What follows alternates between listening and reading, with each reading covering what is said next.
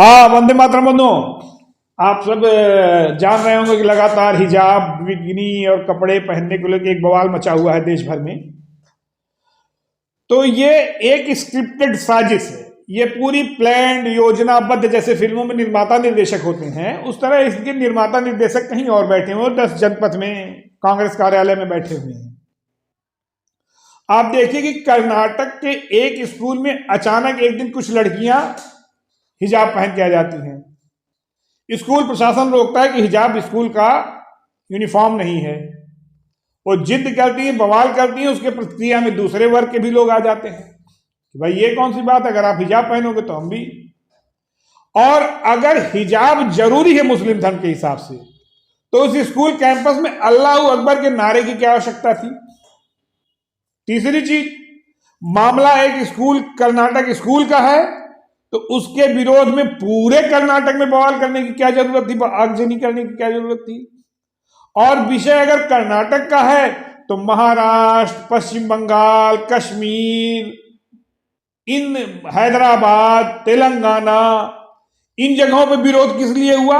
मामला तो एक स्कूल का है ना, कर्नाटक के स्कूल का। आज हिजाब की मांग कर रहे हैं, कल को कहेंगे कि स्कूल में हमको हलाला करने दिया जाए, स्कूल में हमें गौमांस खाने दिया जाए, हमारी शरिया के हिसाब से है। कल को कहेंगे कि हमें अदालतों में हम अदालत की यूनिफॉर्म नहीं मानेंगे, कोर्ट के यूनिफॉर्म नहीं मानेंगे, हम ब्लैक कोट और व्हाइट पैंट पहन के नहीं जाएंगे, हम टोपी पहनेंगे, छोटका पैजामा पहनेंगे, कुर्ता पहन के जाएंगे। अस्पतालों में कहेंगे, सर गवर्नमेंट हॉस्पिटल्स में कहेंगे कि हम व्हाइट यूनिफॉर्म नहीं पहनेंगे, हम कुर्ता पैजामा पहनेंगे, हिजाब पहनेंगे। इसका कहीं अंत है। और देखिए, जिसको कहते हैं हंगामा खड़ा करना ही हमारा मकसद है, इनको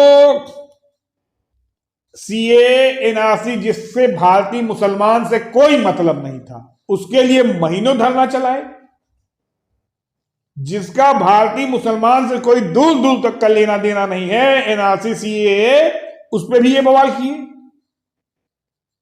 इनको चीन में उइगर मुसलमानों को 10 लाखों को कैंप में रखा, दाढ़ी बनवा दी, नमाज नहीं पढ़ने दिया गया, त्योहार नहीं मनाने दिया गया, उसका विरोध नहीं करते हैं क्योंकि वो भारत का दुश्मन देश है, इसलिए वहां के मुसलमानों के प्रति इनकी चिंता नहीं है। लेकिन इजराइल और फिलिस्तीन में बवाल होगा तो उनके समर्थन में झंडा उठा के खड़े हो जाएंगे। ये वही समूह है, आप ध्यान दें, ये वही समूह है जो हर मुद्दे पे आ जाता है। ये कभी अफजल गुरु के समर्थन में आ जाएंगे, कभी कसाब के समर्थन में आ जाएंगे, कभी टुकड़े टुकड़े गैंग के समर्थन में आ जाएंगे, कभी कश्मीरी आतंकियों के समर्थन में आ जाएंगे। है हिजाब बहाना है, देश के टुकड़े कराना इरादा है।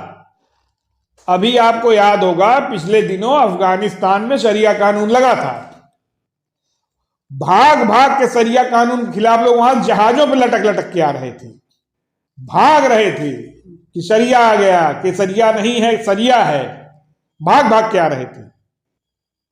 और ये लोग उस समर्थन में वहां हलाला, मुस्लिम बच्चियों को हुआ कि 14, 15, 16 साल तक की बच्चियों को उठा लिया जाए, तालिबानी अय्याशों की अय्याशी के लिए किसी के मुंह से एक जुबान नहीं निकला, लेकिन फिलिस्तीन इजराइल पे निकलने लगता है। और एक इनकी बड़ी मजेदार चीज देखिए कि इनको चार शादी करने के लिए, हलाला के लिए, तलाक के लिए तो शरिया कानून चाहिए, लेकिन क्रिमिनल प्रोसेस के लिए शरिया कानून नहीं चाहिए, उनको आईपीसी चाहिए। तब इंडियन पेनल कोड के तहत हो, आईपीसी के तहत हो, चाहते मेरा मुकदमा, तो शरिया के हिसाब से मुकदमा ना चले। जितने मजेदार चीजें हैं वो शरिया के हिसाब से, जितने रिलैक्सेशन है वो आईपीसी के हिसाब से। आपको याद होगा ये कोर्ट को नहीं मानते, शाहबानो मामले में सुप्रीम कोर्ट का फैसला इनके दबाव में राजीव गांधी सरकार ने पलट दिया था। सुप्रीम कोर्ट की इसको 35 की 40 रुपए शाहबानो को, एक बुजुर्ग महिला को इसको भत्ता दिया जाए, मौलवियों के दबाव में राजीव गांधी ने पलट दिया उसे। ये अपनी जिद, अपने उस पर काम करना चाहते हैं जो कि अब इनका हो नहीं रहा है।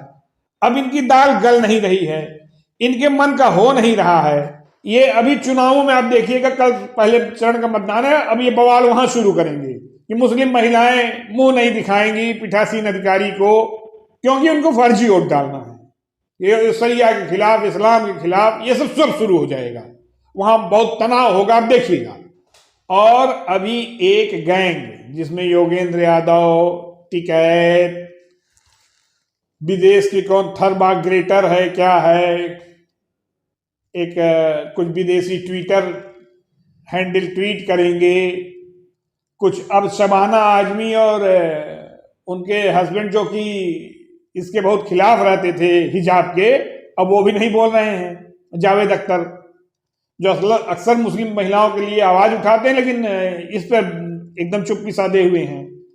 और कांग्रेस, इस सब की चैंपियन अगर कांग्रेस ना आए, अभी आप देखिएगा संजय सिंह आम आदमी पार्टी का आएगा, फिर कन्हैया कुमार आएगा, फिर इसमें कुछ इसी तरह के लोग घुसेंगे। ये एक प्लान्ड साजिश है, जो कि अब जिनको मोदी योगी के राज में मनमानी करने की छूट मिल नहीं रही है, भारतीय जनता पार्टी के शासन में छूट मिल नहीं रही है कि आप अपनी मनमानी करिए, आप हिंदुओं को पलायन करवा दीजिए, आप बवाल करवा दीजिए, तो अब ये एक शरिया के हिसाब से नकाब को एक बहाना बना के अब ये पूरे देश में आग लगाने का काम करेंगे। हालांकि मुझे उम्मीद है लगा नहीं पाएंगे, कुछ राज्य सरकारों की मदद से जरूर हो सकता है कुछ जगह लगा दें, लेकिन ये सोचने का विषय है कि आप अपने हिसाब से हॉस्पिटलों में, अदालतों में, स्कूलों में अपने हिसाब से यूनिफॉर्म पहनिएगा, फिर कहेगा हम वहीं नमाज भी पढ़ेंगे, फिर कहेगा कहीं मस्जिद भी बनाओ। तो कहने का मतलब कि इनके पीछे की गहरी साजिश आप सोचिए कि चीन को अपना दुश्मन सिर्फ इसलिए नहीं मानते, जहां 10 लाख मुसलमानों को शरणार्थी कैंपों में रखे हुए हैं, पाकिस्तान जो अपने देश की लड़कियां चीन को बेचता है, उसके खिलाफ ये कभी नहीं जाते, क्योंकि चीन और पाकिस्तान दोनों हमारे दुश्मन देश हैं। और इजराइल चूंकि हमारा मित्र देश है, इसलिए फलस्तीन के मामले में ये इंटरेस्ट लेते हैं। धन्यवाद।